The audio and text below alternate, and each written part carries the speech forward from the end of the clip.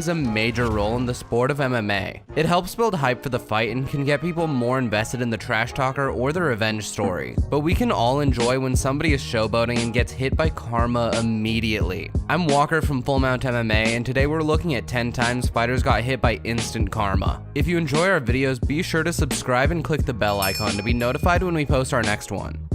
James Gallagher versus Ricky Bandejas. Back in August of 2018, Ricky Bandejas was set to face James Gallagher at Bellator 204. Gallagher was vocal about how he expected the fight to play out, and many fans of the sport took to Twitter agreeing with him. Yeah, absolutely. Every post was about the Irish guy and all his fights and who he is, and nothing about me, but you know, it's part of the game, and now tables turn.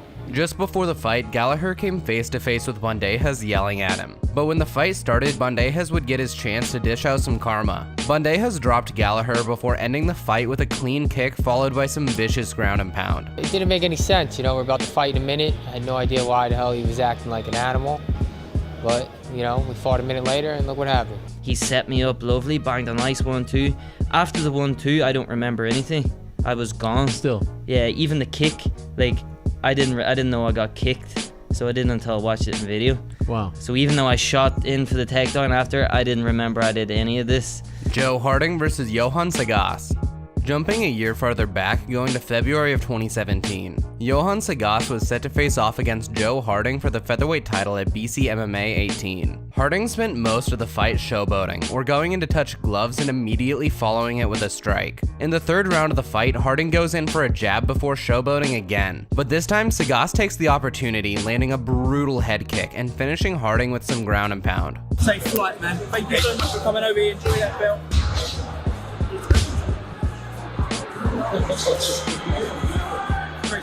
Aaron Chalmers versus Corey Browning.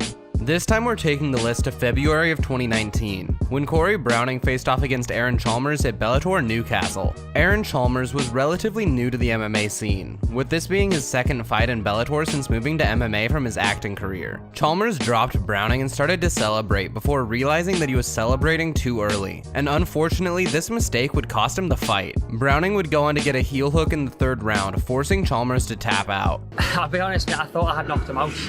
Just pure novice. Fair play to Corey Juniors. I just got excited. In my hometown, clipped him, and I wanted the walk-off finish.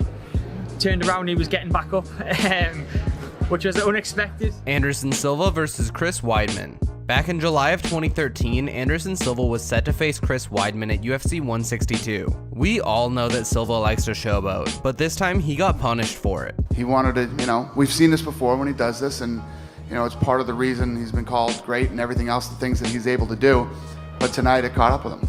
It was overall an amazing fight to watch, but unfortunately for Silva, his showboating would inevitably be the end for him, as Weidman caught Silva with the left hand, dropping him to the canvas before finishing him with some ground and pound. And thank God he gave me the power to do it. No one's invincible, and hey, I just gotta say all respect to Anderson Silva. I would love to do a rematch if that's what he would want to do. He was an idol of mine. I didn't like to say it during the camp, but I looked up to that guy for a long time. My kids say, Dad, you need you back home. It's okay. Sometimes you talk to me and my brothers. You win, sometimes no win. This is the life. Go back home. Yeah. Yeah. So your sons wanted you to retire? Yeah. Yeah. And you decided to fight at least one more time? You're gonna do the rematch? Yeah, I go for rematch. Hikaru Sato versus Jonathan Ivey.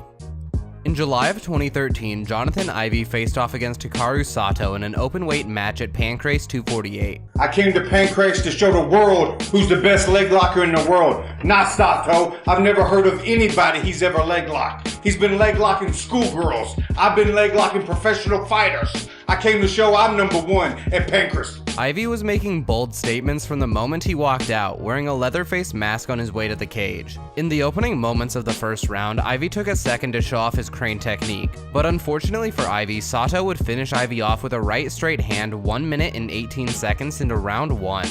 Shai Lindsay versus Carlo Junio. In September of 2012, Shai Lindsay faced off against Carlo Junio at Tough Enough. It was a close fight throughout the first 2 rounds, but it was at the end of the second round that Lindsay got overconfident, spreading his arms to challenge Junio. Junio took him up on that challenge, dropping Lindsay with a kick to the jaw and finishing him with punches. These moments just go to show that you should always hold back on the confidence and celebration until the fight is over.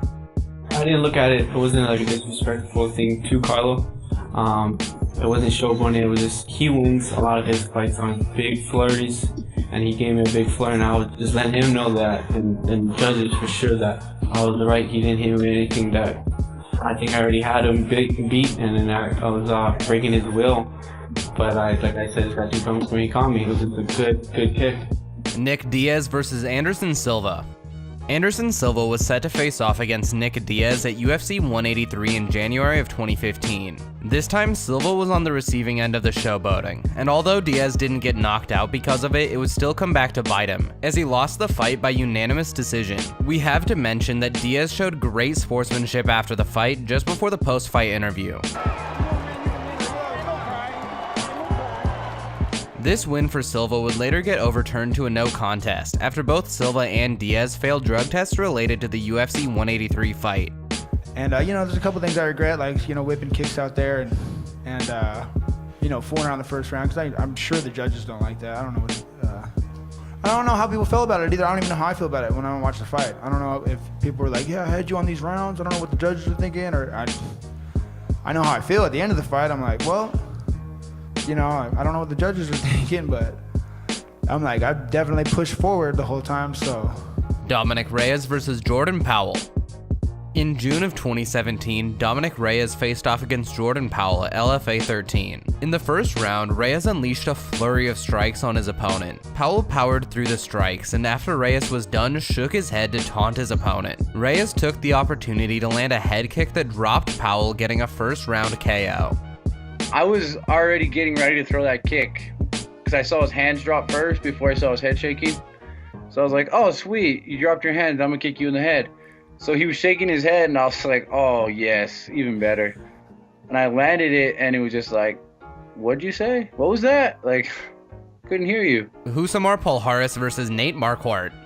Husamar Palhares is known for being a grappling specialist, but sadly, he's also known for not letting go of those submissions. In September of 2010, Palhares went up against Nate Marquardt at UFC Fight Night 22. During the fight, Palhares went for one of his signature leg hooks in the first round, but Marquardt slid out, catching Palhares by surprise. Palhares froze, pointing at Marquardt's leg, but it was too late. Marquardt used this opportunity and finished Palhares with some vicious ground and pound. And when the fight was over, Palhares told the referee that his opponent's legs were greased. But when they checked Marquardt's legs, he was entirely in the clear and got the KO victory. The thing is, I came out really warm because I wanted a good sweat, I wanted to be slippery. Were you shocked, though, that he stopped and actually pointed to the referee when he couldn't get the leg lock, and then you tagged him? Yeah, I just saw an opportunity, jumped on it. We kind of ended up in that little scramble position, and that wasn't part of the game plan, but I saw the opportunity and went for it. Jason Solomon versus Amitesh Chabe.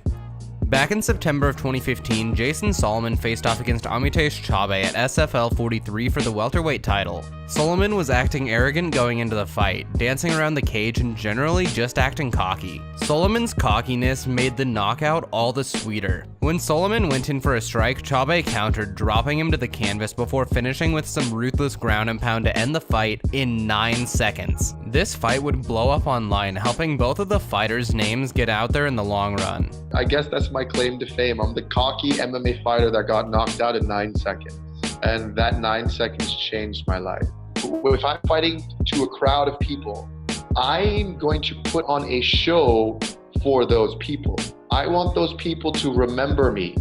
Either they remember me because they do not like me, because I'm a f***ing cocky, arrogant prick, or they're going to remember me because they do like me being a cocky, arrogant prick. That's just about gonna wrap it up for our list of 10 times fighters got hit by instant karma in MMA. Thank you so much for watching. If you enjoyed the video, be sure to hit the like button down below. There's a lot of content we can't fit into these videos, so be sure to let us know anything that you'd like to see in a future one. Here's our favorite comments from fighters who got seriously injured too.